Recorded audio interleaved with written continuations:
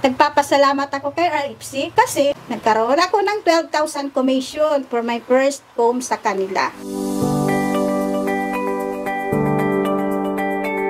Ako po si Rowena Abalya, taga Barangay 2, Haro, Leyte.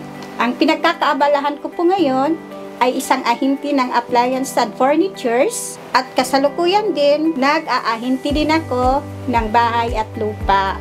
Nakilala ko si RFC while nandun kami sa Montview Residence with Sir Kenny Kaubat.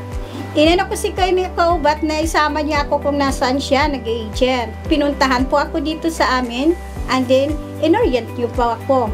Nagpapasalamat ako kay RFC kasi nagkaroon ako kaagad ng mga client. Nagkaroon ako ng 12,000 commission for my first home sa kanila. Yung 12,000 commission ko is pinili ko po ng plywood and then bumili din ako ng baboy para at least habang nasa kay RFC may ibang extra income ako.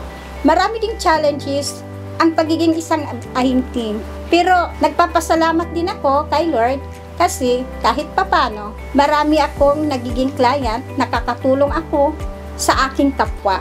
Ang tip ko lang po sa mga gustong mag-ahinti at nag-aahinti na ngayon is mas marami pang patient, kailangan sipag at tiyaga, at kailangan pinag-aaralan natin si RFC at higit sa lahat, si RFC ay nasa ating puso.